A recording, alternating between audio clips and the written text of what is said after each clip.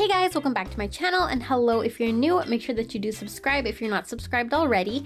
In today's video, I'm going to be sharing with you guys how to make this oil mixture for your hair. It's an oil mask, so you only need 2 oils, and I'm going to show you guys before and after results as well. The 2 oils that you're going to need, well, the first one you're going to need is almond oil, and I use about 2 spoonfuls of almond oil.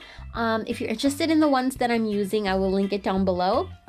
And you're also going to need coconut oil. So you're gonna need 2 spoonfuls of coconut oil. Now, where I live right now, it's pretty cold, so the coconut oil is in solid form, but you can melt it.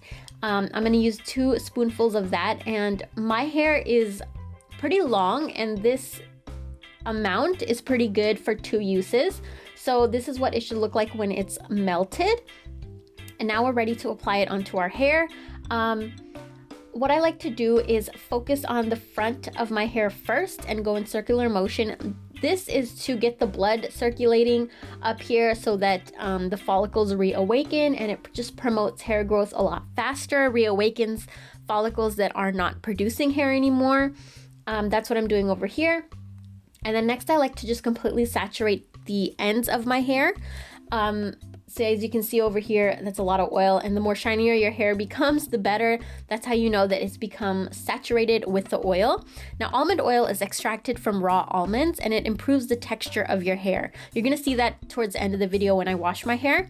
It adds a lot of shine, moisturizes dry and damaged hair. It strengthens every single strand of your hair, and it promotes hair growth, and it's really easy to wash off. It treats dandruff, dry scalp, and itchy scalp all naturally. Coconut oil is really good for dry hair too. It's one of the best oils you could use for your hair. You can see the results right after you wash it. It fights hair loss. It helps hair become softer and bouncier and becomes silky smooth.